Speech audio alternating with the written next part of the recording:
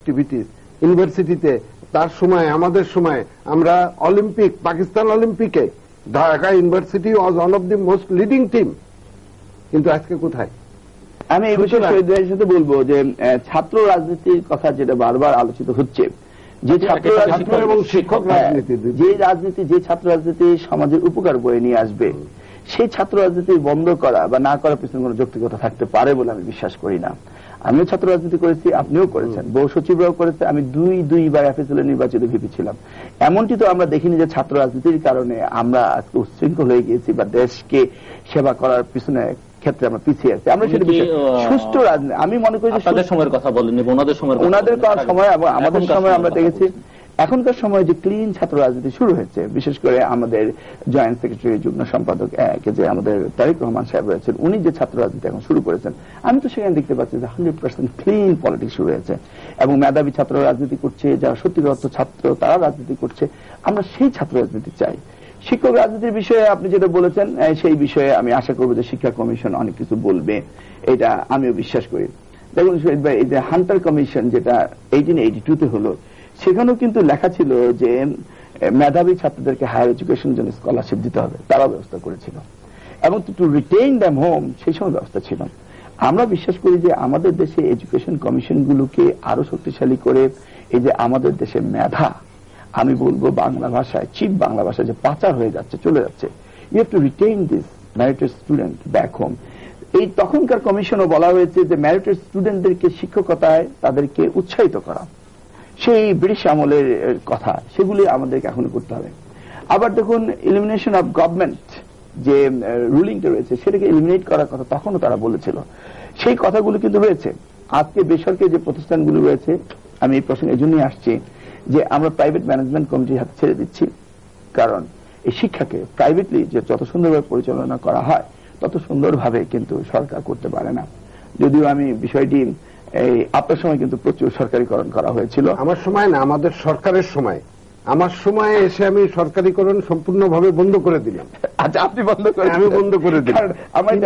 আমাদের সরকারের সময়, এটা আমি স্বীকার করি, আমাদের সরকারের সময়, এবং আপনি এটা আমি কোন very good initiative you took, আমি সম্পূর্ণভাবে, আপনি রিপোর্ট দেখতে পারেন যে 1988 সালে আমি শিক্ষামন্ত্রীর দায়িত্ব নেওয়ার পরে একটা কলেজও সরকারি হয়। ও আচ্ছা, আমি আবার এই আমাদের সরকারের অল দ্য টার্মটাকে আমি মনে করি। হাউবার আমি কয়েকদিন আগে আঙ্গুরপোতা দহগ্রাম গিয়েছিলাম, আমাদের একটা প্রজেক্ট রয়েছে, সেখান থেকে রিমোট অঞ্চলে স্কুল দেওয়া হচ্ছে, যেখানে কোন অবস্থাতে ওই সোশ্যাল অ্যাক্টিভিস্টরা স্কুল কলেজ করতে পারে না। তো আমি আঙ্গুরপোতা দহগ্রামে গেলাম, সেখানে কোন স্কুল আছে কিনা।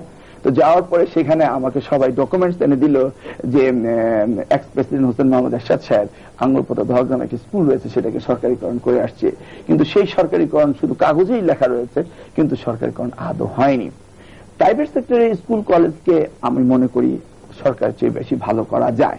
সেই ক্ষেত্রে গভর্নমেন্ট যে মনিটরিং গুলি করবে, সেগুলি আমাদের কঠিনভাবে করা উচিত। এই ধরে নিন আমাদের পরীক্ষায় যারা রেজাল্ট জিরো করছে, বা যেখানে স্টুডেন্ট টিচার অনুপাতে নেই, যেমন ওনার সময় রিপোর্ট ছিল 1:40 স্টুডেন্ট থাকতে হবে। 1:40 তো দূরের কথা, আপনার দেখা গেল যে 12 জন শিক্ষক রয়েছে, একজন ছাত্র পরীক্ষা দিচ্ছে, 14 জন শিক্ষক রয়েছে, 2 জন ছাত্র পরীক্ষা দিচ্ছে, মানে রেশিও এখন উল্টো হয়ে আসছে। অতএব এই বিষয়গুলোকে আমাদের খুব সলিড ভাবে অ্যাড্রেস করতে হবে, কারণ আমরা তো এইভাবে টাকা পয়সা অপচয় করতে পারি না। হাউবার আমরা এডুকেশন কমিশন সম্পর্কে এইটুকু আমি বলতে পারি যে আমাদের সময় যে কমিশন হবে, আমি ব্যক্তিগতভাবে আলোচনা করছি, কাজ করছেন, এবং তাদের সঠিক সিদ্ধান্ত নিতে তারা ভুল করবেন না, করবেন। যেমন 1958-এ এহসান শরীফ সাহেবের এডুকেশন কমিশনে, এটার বিরুদ্ধেই তো সবচেয়ে বড় আন্দোলন হয়েছে। হ্যাঁ, সেই সময় কিন্তু আবার ভালো কথাও রয়েছিল, যেমন ন্যাশনাল ক্যাডেট কোর, সামরিক শিক্ষার কথা তখন বলা হয়েছিল, দেশীয় অ্যাডাল্ট এডুকেশনের কথা তখনও বলা হয়েছিল, ভোকেশনাল এডুকেশনের কথা বলা হয়েছিল। আবার ইন্টারফিয়ারেন্স অফ গভর্নমেন্ট এত বেশি হয়েছিল যেগুলি উনি বললেন, সেই সময় এর জন্য আন্দোলনও হয়েছে। হাউবার কিন্তু ডব্লিউডব্লিউ হান্টার কমিশনের কথা আপনি যেটা বললেন, এই কমিশন রিপোর্টে কিন্তু মুসলমানদের প্রতি খুবই, তৎকালীন ভারতবর্ষের মুসলমানদের ইউনিভার্সিটির কথাই বলে ডিসক্রিমিনেটিং ছিল। তার জন্য এটার বিরুদ্ধে কিন্তু মুসলমানরা তখন, বা তৎকালীন ভারতবর্ষের মুসলমানরা খুব আন্দোলনও করেছিল ডব্লিউডব্লিউ হান্টার কমিশনের বিরুদ্ধে। এখন সমস্যা হলো যে আমরা, আপনি মৌলিক বিষয়ে আসছেন যে শিক্ষা ক্ষেত্রে যদি আমাদের বাস্তবিকই সামনের দিকে এগোতে হয়, তাহলে দরকার সংস্কার, এবং এই সংস্কারের যে প্রাথমিক পদক্ষেপগুলো হবে আপাত দৃষ্টিতে কিন্তু এগুলো জনপ্রিয় নয়। আজকে খুবই জনপ্রিয় যদি আমি 1 লক্ষ স্কুলকে ওভারনাইট এমপিও মুক্ত করে ফেলতে পারি, এটা হলো আপাত দৃষ্টিতে জনপ্রিয়তা, কিন্তু এটা আমার এডুকেশন সিস্টেমের জন্য মারাত্মক ক্ষতির কারণ হয়ে যাবে। সুতরাং আজকে যেটা প্রয়োজন সেটা সাহসী পদক্ষেপ গ্রহণ করা, রিফর্ম যদি সংস্কার যদি করতে হয় এবং এনফোর্স করতে হয়। যেমন একটা বেসিক ইস্যু আমি আনতে চাই, আজকে ঢাকা ইউনিভার্সিটির স্টুডেন্টদের বা একটা যে কোনো পাবলিক ইউনিভার্সিটির স্টুডেন্টদের মাসিক বেতন 20 টাকা। এটা কি আপনার বর্তমান যুগের সঙ্গে পরিবেশের সঙ্গে সঙ্গতিপূর্ণ? আমার মনে হয় কমপক্ষে এই বেতন 4 গুণ থেকে 5 গুণ বাড়ানো উচিত। শিক্ষকদের বেতন ডাবল করা উচিত, ইউনিভার্সিটির শিক্ষকদের বেতন কমপক্ষে দ্বিগুণ করা উচিত, এবং স্কলারশিপের পরিমাণ কমপক্ষে এখন যে হারে তারা পায় তার থেকে অন্তত পক্ষে 8 গুণ করা উচিত। কারণ যাতে একটা ছাত্র সত্যিকারের ভাবে সে যদি মেধাশালী হয় তার জন্য বাপমার কাছে হাত পাততে না হয়, কিছুই হয়। Per student per annum expenses incurred by the government is over 36,000 টাকা to the university. কিন্তু আপনি যে দিচ্ছেন এটার সেই জন্য আমি বলছি যে ইউনিভার্সিটি over 36,000 20 টাকা। ঢাকা কলেজে এখন 60 টাকা, আমরা 60 টাকা বেতন দিয়ে প্রতি মাসে পড়েছি, এবং এখনো সেই 60 টাকা বড় 12-13 টাকা হয়তো হয়েছে। এভাবে তো সাবসিডি দিয়ে আমি কিন্তু এই জায়গায় আপনার সাথে একটু কথা বলি, because you raise a very vital question. দেখুন এই যে 37,000 টাকা per student per annum government থেকে এক্সপেন্স হচ্ছে একটা স্টুডেন্টের, সেই স্টুডেন্টটি পাস করলো কি করলো না এই জবাবদিহিতাটা কিন্তু স্টুডেন্টের নেই। সেজন্য আমি স্টুডেন্টেরও নাই, শিক্ষকেরও নাই, ভাইস চ্যান্সেলর। আমি মনে করি ওই স্টুডেন্টকে আমরা ওই টাকাটাই দিতে রাজি আছি, through his hand through student loan, let him pay to the university and he will pay it off later on. করতে পারে নাও করতে পারে, we can write it uncollectable bad account. আমরা তো দিয়ে দিচ্ছি সেই টাকাটা স্টুডেন্টের মধ্যে দিয়ে যদি ইউনিভার্সিটি যেত, দে উড রিয়ালাইজ যে আমরা কত টাকা এই দেশের কৃষক শ্রমিক আপামর জনসাধারণের কষ্ট অর্জিত টাকা থেকে ব্যয়িত হচ্ছে। তাহলে হতোটা কি জানেন, তাহলে এই 4 বছর জায়গায় 6 বছর কেউ করাতো না, ঠিক মতো পরিবেশ ফিরে আসতো। এখন হয় কি, আপনি যদি ইউনিভার্সিটিতে পিরামিড গুলো দেখেন, আমাদের সময় কেমিস্ট্রিতে 2 জন প্রফেসর ছিলেন এবং 6 জন অ্যাসোসিয়েট প্রফেসর ছিলেন, তারপরে অ্যাসিস্ট্যান্ট প্রফেসর, লেকচারার বেশি, ক্রমান্বয়ে বেশি হয়েছে। এখন প্রফেসরের সংখ্যা বেশি, লেকচারারের সংখ্যা কম। যখনই একজন টিচার তার সাবস্ট্যান্টিভ পোস্টে যে মেয়াদ, সেই মেয়াদ শেষ করে ফেলেন, সেই একটা নিচের পোস্ট অ্যাবলিশ করে উপরে একটা প্রফেসরের পোস্ট ক্রিয়েট করে তাকে প্রফেসর করে দেওয়া হয়। আমি শিক্ষামন্ত্রীর সময় দেখলাম ঢাকা ইউনিভার্সিটিতে একটা পদ আছে, ভার্টিক্যাল ট্রান্সপোর্ট অপারেটর। আমি বললাম যে এটা কি ব্যাপার, বললাম যে ঘটনা কি, ভার্টিক্যাল ট্রান্সপোর্ট অপারেটর, এটা আবার কোন ধরনের ট্রান্সপোর্ট? হয়েছে কি, লিফটম্যান, সে তার হাইয়েস্ট স্কেলে পৌঁছে গেছে, এখন সে আবার ওখানে ইউনিয়নের শক্তিশালী নেতা, তাকে বেশি বেতন দিতে হবে। সুতরাং লিফটম্যানকে বলা হয়েছে ভার্টিক্যাল ট্রান্সপোর্ট অপারেটর এবং নতুন স্কেল ক্রিয়েট করা হয়েছে। তো আমরা সাহিত্য শাসনের বিরুদ্ধে কিন্তু আমার কোনো বক্তব্য নাই। ইউনিভার্সিটি আলমা ম্যাটার, দরকার হলে এখানে চ্যান্সেলর ওই মানে অরাজনৈতিক লোক হোক, তা তো এটা আমি চাই। এবং 73 সালে যে অর্ডিন্যান্স করা হয়েছিল বিশ্ববিদ্যালয়ের, এই অর্ডিন্যান্সটা কিন্তু মূলত করা হয়েছিল একটা বৃহত্তর পরিসরে একটা উদার দৃষ্টিভঙ্গি নিয়ে। কিন্তু আজকে এই 73-এর সেই অর্ডিন্যান্সের আমার মনে হয় আপডেটিং দরকার, যুগোপযোগী করা প্রয়োজন। এটা কিন্তু হায়ার এডুকেশনের ক্ষেত্রে আমরা বহুবার বলেছি বিশ্ববিদ্যালয়ের শিক্ষকরা এই বিষয়ে মতামত রাখুক এবং তারা একটি অটোনমাস বডি, তারা চিন্তা ভাবনা করে এই বিষয়টি পরিবর্তন আনার জন্য যদি তারা একটা সুপারিশ করত, আমরা কিন্তু এই বিষয়ে উদ্যোগ নিতাম। কিন্তু বিশ্ববিদ্যালয়ের পক্ষ থেকে, কর্তৃপক্ষের পক্ষ থেকে এই বিষয়ে কোনো আলোচনায় তারা আসতে রাজি না, তারা কখনো। কিন্তু এবার বাইরে থেকে আমরা কথা বলছি, কিন্তু এই সরকার আপনারা ক্ষমতায় এসে আপনারা এই অর্ডিন্যান্সটার উপরে কিন্তু হস্তক্ষেপ করেছেন। জেনারেল ক্লজ অ্যাক্ট দিয়ে আপনারা ভাইস চ্যান্সেলরদেরকে নিয়োগ করেছেন। 73-এর অর্ডিন্যান্সের উপরে কিন্তু হস্তক্ষেপ কিছুটা হয়েছে ভাইস চ্যান্সেলরদের যখন নিয়োগ হয়েছে। আমরা কিন্তু চেয়েছিলাম ইউনিভার্সিটি থেকে এই বিষয়টি নিয়ে বেশ কয়েকবার আলোচনা হয়েছে, আমরা বিভিন্ন সেমিনার সিম্পোজিয়ামে কথা বলেছি যে বিশ্ববিদ্যালয়ের পক্ষ থেকে এই জিনিসটাকে তারা কিভাবে দেখতে চায়, লেট দেম কাম ফরওয়ার্ড, কারণ তারা বিজ্ঞ, তারা অভিজ্ঞ এবং তারা অটোনমাস বডিতে রয়েছেন, they knows what is good and what is bad. কিন্তু বিষয়টা হলো যখন শেষ পর্যন্ত দায় দায়িত্ব তো সরকারের উপরেই বর্তায়। হ্যাঁ, তা বটে, কিন্তু সরকার তো উদ্যোগ এই ক্ষেত্রে নিতে পারত, মানে তাদের কাছে ইন্টেলেকচুয়াল লেভেলের প্রফেসররা রয়েছেন, আমরা দেখতে চাই তারা এই বিষয়ে কি অভিমত দিচ্ছেন। আমরা মনে করি তাদের মধ্যে থেকে এটা আসা উচিত। একটি বিষয়ে আমি অ্যাড্রেস করতে চাচ্ছি, এই শিক্ষা কমিশন রিপোর্টগুলিতে কিভাবে আমরা বেটার স্টুডেন্টদেরকে অ্যাট্রাক্ট করবো টিচিং প্রফেশনে, এটা নিয়ে কিন্তু কথা বলা উচিত। আমি আপনাকে বললাম যে শিক্ষকদের বেতন যদি আপনি মানে অন্তত পক্ষে দ্বিগুণ না করেন, আজকে ঢাকা ইউনিভার্সিটির একজন শিক্ষক যখন প্রফেসর যখন মাসে তার বেতন কত, আপনি যদি খোঁজ খবর নিয়ে দেখেন সমস্ত প্রিভিলেজ মিলিয়ে তার বেতন 25 হয় না, 25,000 টাকা হয়। আজ পর্যন্ত কোন এডুকেশন কমিশন রিপোর্টে শিক্ষকদেরকে, মেধাবী ছাত্ররা কিভাবে শিক্ষকতা আসবেন starting from primary level two university level, সেই জায়গায় কিন্তু কোন রিপোর্টই বলা হয়নি যে শিক্ষকদের জন্য আলাদা একটি বেতন কাঠামো করা উচিত, তাদের বেতন কি হওয়া উচিত, কতটুকু, ইভেন রিক্রুটমেন্ট রুলস আলাদা হওয়া উচিত শিক্ষকদের জন্য, সেম পিএসসিতে না। হ্যাঁ, সেই বিষয়ে কিন্তু আমরা কাজ শুরু করেছি। আমরা বেসরকারিতে আজকে যদি সেপারেট জুডিশিয়াল কমিশন হতে পারে জজদের নিয়োগের জন্য, শিক্ষকদের নিয়োগের জন্য কিন্তু আলাদা আলাদা এডুকেশন মানে কমিশন, পাবলিক সার্ভিস কমিশন আলাদা করা উচিত। আজকে সরকারিকরণের ফলে অনেক গুরুত্বপূর্ণ কলেজে মফস্বলে কোনো টিচার পাওয়া যায় না, সেখানে বিভিন্ন ক্ষেত্রে দেখা যায় যে সেখানে শিক্ষকের পদ দিন দিন ধরে যুগ যুগ ধরে খালি থাকে, এবং আজকে কোনো একজন শিক্ষককে সেখানে যেরকমের গোপালগঞ্জের রামদিয়া কলেজ বা ওই আমাদের জিটি হাই স্কুল, সরকারি হাই স্কুল, এখানে কাউকে পোস্টিং দিলে তারা যেতে চায় না। হ্যাঁ, এরকম অনেক প্রতিষ্ঠান রয়েছে সরকারি করার পরে যেখানে পোস্টিং দিলে যেতে চায় না। এই যে মনে করেন আমরা এই বোর্ডগুলোকে, মাদ্রাসা বোর্ডকে আমরা 8টা জোনাল অফিস করেছি তাদের সুবিধার্থে। বোর্ড দেখুন এই সার্টিফিকেট তারা পাস করার পরে সার্টিফিকেটগুলো সময় মতো কিন্তু ছাত্রছাত্রীরা পাচ্ছে না। আমরা এবার নতুন নিয়ম করেছি পরীক্ষার সাথে সাথে সার্টিফিকেট দিতে হবে। আবার ধরুন কোথাও যদি আপনার পিওন বা এমএলএস এই ধরনের পজিশন জন্য কোনো পজিশন যদি খালি হয়, সেখানে দেখা যায় যে কোনো লোক বলে যে আমি 8 পাস, সে কিন্তু ক অক্ষর বকলমও জানে না। সেজন্য আমরা মনে করি যে এসএসসি পরীক্ষায় অ্যাপিয়ার্ড হয়েছে সেই সার্টিফিকেট আমরা বোর্ড থেকে দিতে পারি। সেই ধরনের সার্টিফিকেট কপিং হচ্ছে, সেগুলিকে আমাদের সংস্কার করা উচিত। আমরা মনে করি যে এক্সামিনার, অনেক ক্ষেত্রে আছে যে বোর্ডে যে এক্সামিনার রয়েছে তারা কোন কোয়ালিটিতে এক্সামিনার হলো সেই বিষয়ে কিন্তু কোনো কিছু নেই। আমরা ইন্ট্রোডিউস করেছি এক্সামিনার হওয়ার জন্য তাদের পরীক্ষা দিতে হবে, পরীক্ষা পাস করলে তারা এক্সামিনার হতে পারবে।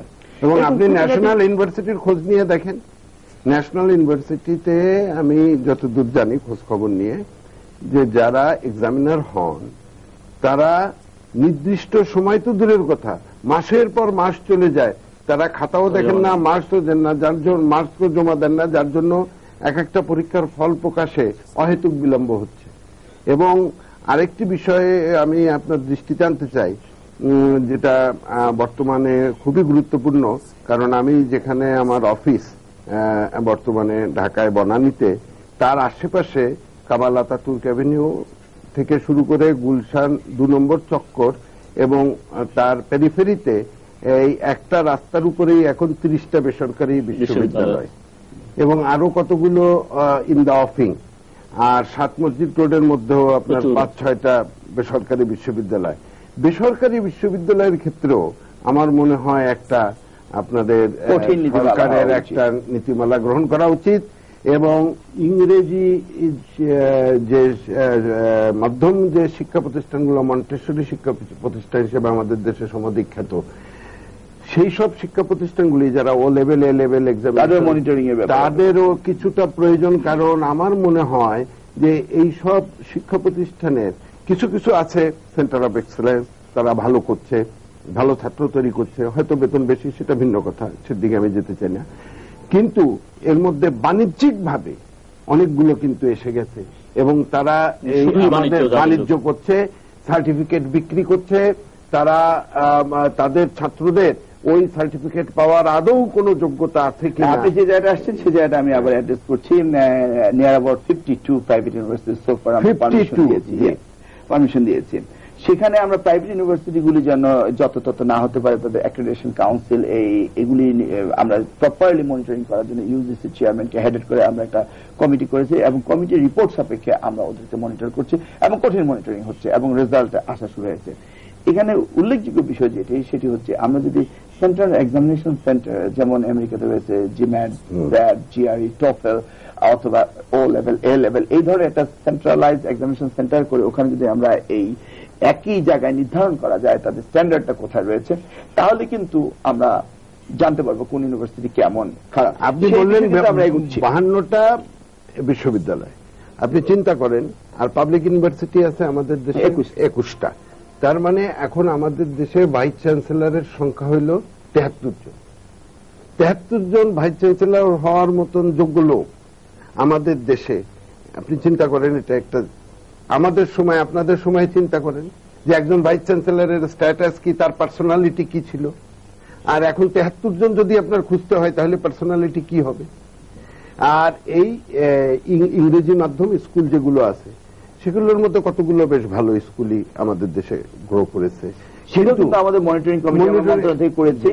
কারণ আমি মন্ত্রী হওয়ার পরে দেখলাম যে গ্রোসারি স্টোর মানে স্টোরের জন্য ট্রেড লাইসেন্স লাগে, কিন্তু স্কুলের জন্য ট্রেড লাইসেন্স লাগে না। আপনি দেখেন আপনার সবচেয়ে মূল্যবান সম্পদ একটি বাচ্চা একটি স্কুলে যাচ্ছে, সেটা হাইজেনিক কিনা বা ডেঙ্গু মশা রয়েছে কিনা, বাথরুম ঠিক আছে কিনা বা ফায়ার এক্সটিংগুইশার আছে কিনা, কোনো কিছু লক্ষ্য নেই। কিন্তু সেগুলির জন্য আমরা মনিটরিং কমিটি করেছি মন্ত্রণালয়ে আমরা দায়িত্ব পাওয়ার পরে, এবং সেগুলি আমরা দেখছি প্রাইভেট ইউনিভার্সিটির ব্যাপারে আমরা উদ্যোগ নিয়েছি এবং সেগুলিকে আমরা কন্ট্রোল করছি। তারপর আপনি আরো বিষয় আসছিলেন বোর্ডের ব্যাপারে, যে আমাদের এক্সামিনারের কথা বললাম যে আমরা এক্সামিনার সিলেকশনের জন্য আমরা সেখানে ইন্টারফেয়ার করে এই যে প্রাইভেট বিশ্ববিদ্যালয়গুলোর ফ্যাকাল্টির যে অবস্থা, এটা কি তদারকির জন্য কারণ এই ফ্যাকাল্টিগুলিতে দেখা যায় আপনার পাবলিক ইউনিভার্সিটির টিচাররাই কিন্তু পার্ট টাইম এই সব জায়গায়। আপনি যে কমপ্লেইনটা করেছেন এই কমপ্লেইনটা কিন্তু আমরা জানি বলে সেই ব্যাপারে আমরা উদ্যোগ নিয়েছি এবং রিপোর্ট আসছে এবং সেই ব্যাপারে ব্যবস্থা নেওয়া হচ্ছে, আমরা কিন্তু বসে নেই। তারপর পাবলিক ইউনিভার্সিটিগুলি তারা কমার্শিয়ালি যেন না করতে পারে ততটা, সেই কারণে কিন্তু আমরা সেখানে বলেছি মিনিমাম 5% স্টুডেন্টকে ফুল স্কলারশিপ দিতে হবে। তার মানে we want to being in a homogeneous state, গরিব মেধাবী ছাত্ররা সরকারি ইউনিভার্সিটির সাথে সাথে যেন প্যারালালি প্রাইভেট ইউনিভার্সিটি পড়তে পারে, সেটাও আমরা করছি। সেক্ষেত্রে অনেক জায়গায় আমরা দেখেছি যে বোর্ড অফ ডিরেক্টরস ছেলে মেয়েদেরকে ছেড়ে দিয়ে দেওয়া হচ্ছে, সেটাও আমরা মনিটরিং করছি। আমরা কিন্তু বসে নেই, এবং আপনি দেখবেন যে এই যে বোর্ড অফ ট্রাস্টি যেগুলো আছে, আমি জানি আন্ডার গ্রাজুয়েট সেও একটা ইউনিভার্সিটির বোর্ড অফ ট্রাস্টির, he is under graduate, board of ট্রাস্টির সে চেয়ারম্যান, এবং তিনি ভাইস চ্যান্সেলরকে বলছেন, ডাইরেকশন দিচ্ছেন কিভাবে চালাতে হবে। তো হয় অনেক সময় ঢাকা ইউনিভার্সিটিরও আন্ডার ম্যাট্রিক ভাইস চ্যান্সেলর হয়েছে। হাজার Shahabuddin was not even a matriculate in that sense, কিন্তু তার জ্ঞান গরিমা ছিল। এনাদেরও যদি ওরকমের জ্ঞান গরিমা থাকতো আমার কোনো কিছু বলার ছিল না। কিন্তু মাস্টার অব আর্টস ওই যে লিখলে অথবা ব্যাচেলর অব আর্টস এর যে বলবে যে অবিবাহিত কলা, তো সেই ধরনের লোক যদি আজকে ট্রাস্টি বোর্ডের চেয়ারম্যান হয়ে ভাইস চ্যান্সেলরকে ডাইরেক্টিভ দেওয়া শুরু করে, তাহলে তো সেখানে শিক্ষার পরিবেশ ঠিক মতন চলবে না। যেটা আমাদের এই বেসরকারি খাতের ব্যাংকের অবস্থা হয়েছিল প্রথমে, এখন বেসরকারি খাতের ব্যাংকের ম্যানেজিং ডাইরেক্টরের পাওয়ার বাড়ানোর ফলে তারা কিন্তু অনেকটা তাদের পাওয়ার এক্সার্ট করছে, অ্যাসার্ট করছে। তেমনি আমার মনে হয় প্রাইভেট ইউনিভার্সিটিরও ভাইস চ্যান্সেলরের পাওয়ার, যোগ্য ভাইস চ্যান্সেলর নিযুক্ত করার একটা বিধিমালা এবং ভাইস চ্যান্সেলরের পাওয়ার আমার মনে হয় বৃদ্ধি করা দরকার। এবং ওই ট্রাস্টি বোর্ডের পাওয়ার, যারা ইনভেস্টর, আপনি যে কথা বললেন, ইনভেস্টরদের পাওয়ার এডুকেশন সেক্টরে কিছুটা খর্ব হওয়া। উন্নত বিশ্বে আর একটা জিনিস আমি একটু আপনাকে বলি, এই প্রাইভেট ইউনিভার্সিটির কতটা ফিস তারা নিতে পারবে, কতটা বেতন তারা চার্জ করতে পারবে, এক্ষেত্রেও আমার মনে হয় একটা সিলিং থাকা উচিত। সেই বিষয়ে আমি বলছি যে উন্নত বিশ্বে গিয়ে দেখুন, মানে ম্যাক্সিমাম ইউনিভার্সিটি, কলেজ, স্কুল এটা কিন্তু প্রাইভেট সেক্টরে ডেভেলপ হয়েছে। আমাদের দেশেও আমরা এটা ওপেনিং করেছি এবং শুরু হয়েছে, আমরা মনিটরিং করছি। স্ক্রিনিং এর প্রসেস দিয়ে ভালোগুলি থাকবে, খারাপগুলি চলে যাবে, but we have to start somewhere. আজকে এই উদ্যোগের কারণে, দেশনেত্রী মাননীয় প্রধানমন্ত্রী এই উদ্যোগ নেওয়ার কারণে আজকে এদেশের ধনাঢ্য পরিবারের সুশিক্ষিত সন্তানরা বিদেশি সমমানের লেখাপড়া করার সুযোগ পাচ্ছে এবং বেশ অনেকগুলো university they are doing very very good, excellent তারা করছে। হাওয়ার আপনি যেটা বলছেন যে সরকারের পক্ষ থেকে মনিটরিং করা, yes we must do it, আমরা এটা করছি। আমি আরেকটা প্রশ্ন তুলতে চাচ্ছি, সেটি হচ্ছে যে এই মনিটরিংটা আপনি কিন্তু জোরদার করতে পারেন এবং এর উপরে কিছুটা কন্ট্রোল এক্সার্ট করতে পারেন যদি এদেরকে এই প্রাইভেট বিশ্ববিদ্যালয় যেগুলো ভালো তাদেরকে কোনো ধরনের একটা রিওয়ার্ডের ব্যবস্থা, বিশেষ করে প্রাইভেট ইউনিভার্সিটিতেও যে ছাত্রটা পড়ছে তাকে কিছু সাবসিডি বা স্কলারশিপ প্রোগ্রামের অন্তর্ভুক্ত করা, তাহলে কিন্তু আপনি এই আপনার অথরিটিটা পোক্ত হয়। কারণ যাকে আপনি কিছু দিচ্ছেন তার উপরেই আপনি মাতবাড়ি করতে পারবেন, আর যাকে আপনি কিছুই দিচ্ছেন না তার উপরে কিছু করতে গেলে যে বলবে যে বাবা আপনি তো এক পাইও দেন না। Very good point. আমরা সেই সম্পর্কে যেটা আমরা চিন্তা ভাবনা করে আলোচনা করে কাজে এগিয়ে যাচ্ছি সেটা হচ্ছে সেকেন্ড ক্যাম্পাস যখন তারা ওপেন করতে যায় আউটসাইড অফ দ্য ঢাকা, তখন ইনফ্রাস্ট্রাকচার ডেভেলপমেন্ট, ল্যান্ড অ্যাকুইজিশন, এই সমস্ত বিষয়ে আমরা কিন্তু সরকারের পক্ষ থেকে আমরা সাহায্য করছি। যেমনি ভাবে আমরা গ্রামান্তরে স্কুল কলেজ করে দিচ্ছি, ঠিক এই ধরনের ইনিশিয়েটিভ আমাদের রয়েছে। আমরাও চাই যে প্রাইভেট বিশ্ববিদ্যালয় যেগুলো ভালো করছে তারা যেন সেকেন্ড ক্যাম্পাস, থার্ড ক্যাম্পাস তৈরি করা শুরু করে। এই সিরিয়াসলি আমরা মনিটরিং করছি। এবং এই সব ক্যাম্পাস তৈরির ক্ষেত্রে আপনারা যদি তাদেরকে একটা ফ্যাকাল্টি বিল্ডিং করে দেন সরকারের তরফ থেকে, আমার মনে হয় তখন আপনার অথরিটিটা বাড়বে, তখনই আমরা কন্ট্রোল করতে পারবো। কারণ তা নাহলে তারা তো আমাদের দেশে একটা কথা আছে যে ভাত দেওয়ার মুরদ নাই কিল দেওয়ার জম। তো আপনি আরেকটা জিনিস জিজ্ঞেস করছি যে অনেকদিন যাবতীয় মানে বহু বছর যাবতীয় কথাবার্তা হচ্ছে যে আমাদের এখানে বিজ্ঞানসম্মত শিক্ষা ব্যবস্থা না, শিক্ষাক্ষেত্রে নানা ধরনের বৈষম্য, একদিকে ক্যাডেট কলেজ, কিন্ডারগার্টেন, আমাদের সরকারি বেসরকারি প্রাথমিক শিক্ষা। এর সঙ্গে এখন দেখছি যে আমরা শিক্ষা মন্ত্রণালয়, আগে অনেকগুলো মন্ত্রণালয় কিন্তু এখন বিভক্ত হয়ে আছে, যেমন সংস্কৃতি মন্ত্রণালয়, ক্রীড়া মন্ত্রণালয়, এগুলো কিন্তু একসময় শিক্ষা মন্ত্রণালয়ের অধীনে ছিল। আর এখন এসে দাঁড়িয়েছে যে প্রাথমিক শিক্ষাটাকে একটা আলাদা মন্ত্রণালয় করে দিচ্ছে। এক্ষেত্রে কি সমন্বয়ের অভাব, মানে গোটা শিক্ষা ক্ষেত্রে সমন্বয়হীনতা তৈরি করবার সুযোগ আছে কিনা? শিক্ষা মন্ত্রণালয়ের অধীনে এখন প্রাথমিক শিক্ষা আলাদা, এটা একটা আমার মনে হয় এটা একটা বড় জোর ডিভিশন হতে পারে আলাদা।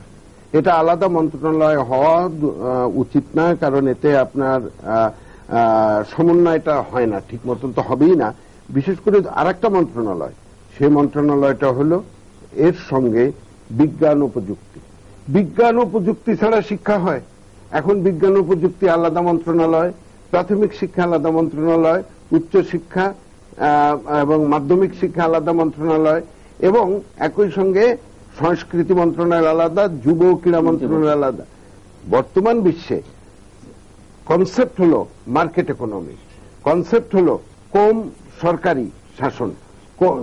সরকারের এইসব শিক্ষা, স্বাস্থ্য ইত্যাদি এসব জায়গায় তাদের বিনিয়োগ বাড়াতে হবে, কিন্তু প্রশাসন এত বৃহৎ করে মাথা ভারী করে তারপরে নিচের দিকে দেখা গেল যে আমরা যে নার্সিংটা তাদের প্রয়োজন সে নার্সিংটা করতে পারছি না সমন্বয়ের অভাবে, এটা কোনোদিন সুফল আনতে পারে না। যদিও এ বিষয়ে সরকারের অধিষ্ঠিত থাকা অবস্থায় কোন মন্ত্রী মহোদয়ের মতামত দেওয়া ঠিকই মুশকিল, কিন্তু এটা আমার ধারণা। আসলে কি মুশকিল মাননীয় মন্ত্রী? না, অভিজ্ঞতা কি বলেন? না, ঠিকই আছে। উনি বলছেন, আমার অভিজ্ঞতা যেটা বলছেন সেটা ধরেন কয়েকদিন আগে আমি নিউ ইয়র্কে গিয়েছিলাম, তো আমাকে একজন জিজ্ঞেস করলো যে এত বড় মন্ত্রী পরিষদ কেন করা হলো। আমি তার প্রতি উত্তরে বললাম যে 32 বছর একটা নিমজ্জিত জাহাজকে সমুদ্রে অতল গহ্বর থেকে উত্তোলন করতে হলে অনেকগুলো মাঝি মাল্লার প্রয়োজন। তখন তিনি আমাকে প্রশ্ন করলেন, ইউনাইটেড স্টেটস অফ আমেরিকাতে যদি 14 জন সেক্রেটারি একটা দেশ চালাতে পারে তাহলে আপনি কি করে বলছেন? তখন আমি বললাম যে গতকালকে আমি যে প্লেনটিতে এসেছিলাম সেটি অ্যারিজোনা থেকে অটো পাইলট সিস্টেমে এসছে। তাই আমি বললাম যে দেশে 50টি স্টেটে 50টা অ্যাডমিনিস্ট্রেটর রয়েছে সেই জায়গায় আবার 14 জন secretary, I think it's much more. এখন আমাদের বিষয়টা হচ্ছে উনি যেটা বলছেন যে মন্ত্রণালয়ের ভাগ করার পিছনে যে যুক্তিকতাটা ছিল সেটা ছিল যে কাজটাকে আরো ক্লোজলি মনিটরিং করা। সেই জন্যই প্রাইমারি এডুকেশন মিনিস্ট্রি যেটাকে করা হয়েছে সেটা এই কারণে করা হয়েছে, primary education itself is a big ministry, 78,000 primary schools রয়েছে ইনক্লুডিং অল, তারপরে ওভার 353,50,000 আপনার টিচার্স রয়েছে, তাদের পিটিআই রয়েছে, তাদের নেপ রয়েছে, তাদের অ্যাডমিনিস্ট্রেশন বিশাল অ্যাডমিনিস্ট্রেশন। সেকেন্ডারি স্কুলে গিয়ে দেখা যায় ওভার 12,000 রয়েছে, স্কুল মাদ্রাসা রয়েছে, কলেজ রয়েছে, সে নিয়ে সেকেন্ডারি একটা বিশাল। তারপর tertiary education, as you know, সব মিলিয়ে এই ডিভিশনগুলি করার পিছনে একটি যুক্তিগত ছিল যে সুপারভিশনটা যেন বেটার হয়। যেটা উনি বলতে চাচ্ছেন যে কালচারাল মিনিস্ট্রি, এডুকেশন মিনিস্ট্রি ছিল, youth ministry, science and technology ছিল। Let's come to the science and technology মিনিস্ট্রিকে আইসিটি মিনিস্ট্রি করা হয়েছে to give more important in ICT sector. এখন দেখুন, যতদিন education ministry under science and technology ministry ছিল, তখনই কিন্তু বিশ্বায়নের যুগে আইসিটি সেক্টর অনেক ডেভেলপ হয়েছিল, কিন্তু সেই ব্যাপারে মন্ত্রণালয় থেকে উদ্যোগ নেওয়া হয়নি গত সরকারের সময়।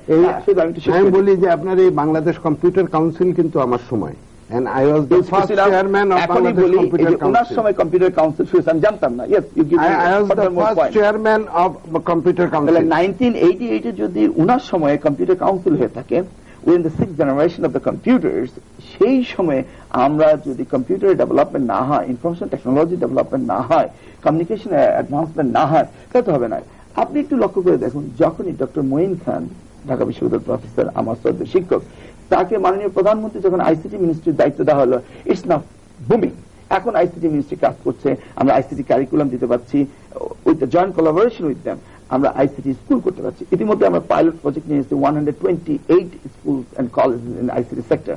আমরা ইতিমধ্যে বোর্ড থেকে 10টি কলেজ আমরা স্কুল তৈরি করছি। গতকাল আমি এবং মাননীয় মন্ত্রী ডক্টর ওসমান ফারুক আমরা একটা ভিত্তিপত্র স্থাপন করলাম আমাদের তথ্যমন্ত্রী। কিন্তু আপনি কোনোদিনই এই আইসিটি সেক্টরে কাঙ্ক্ষিত সাফল্য পাবেন না যতক্ষণ পর্যন্ত না students with good English and mathematical base আপনি তৈরি করতে না পারেন।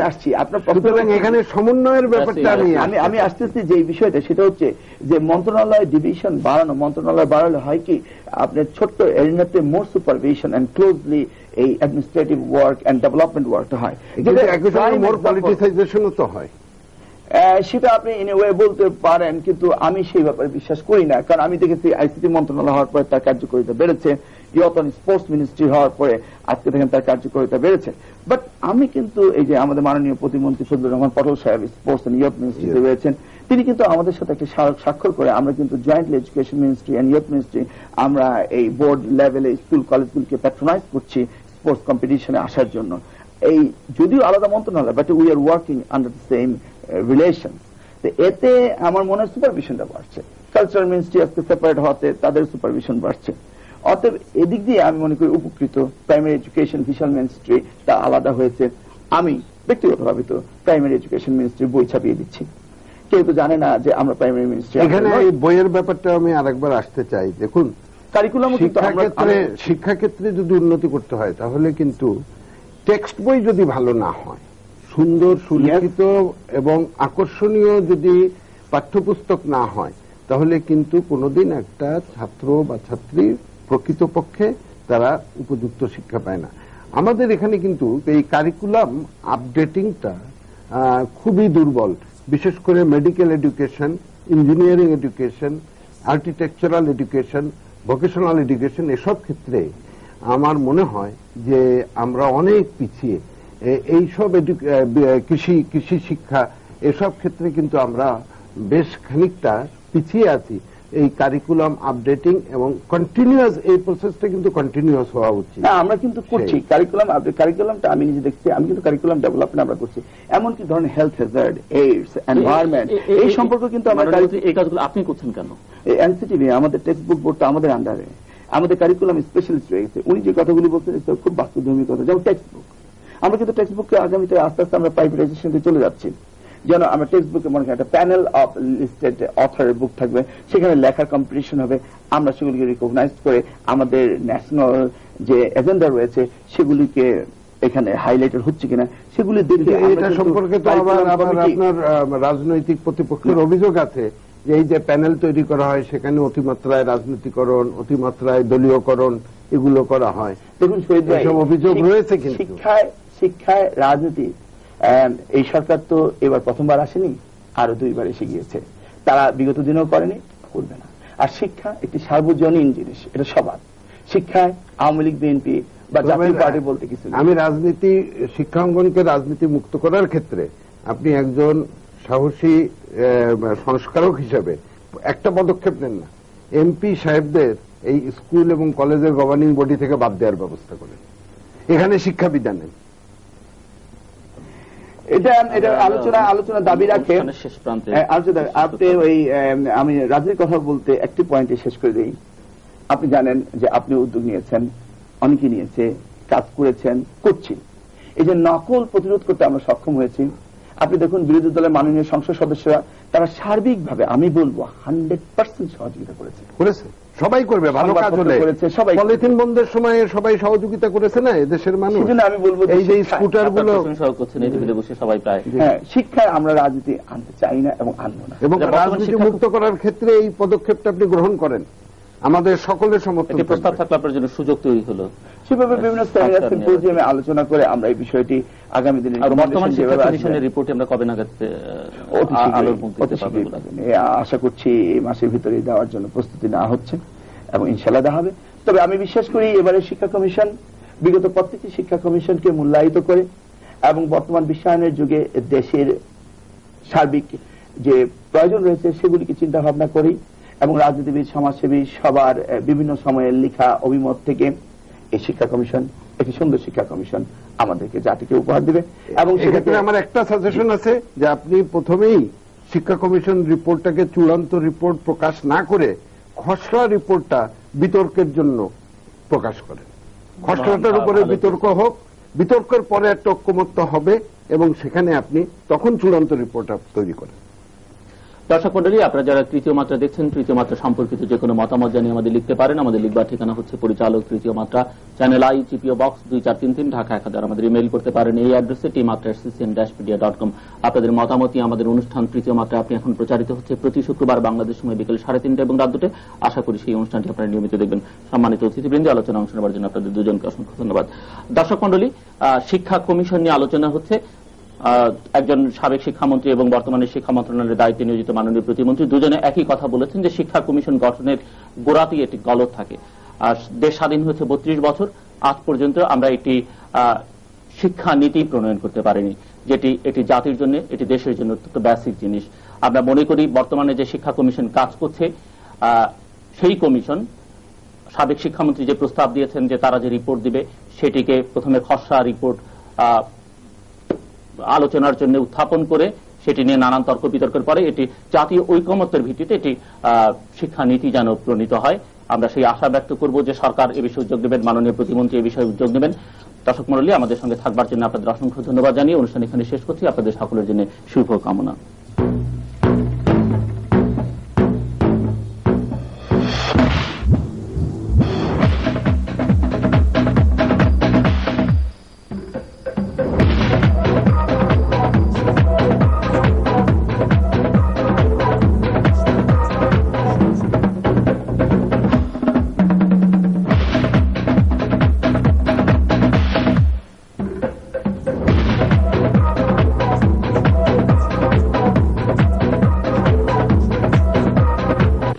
দেখেছি বুকের মাঝে সকাল বিকাল সাঁঝে।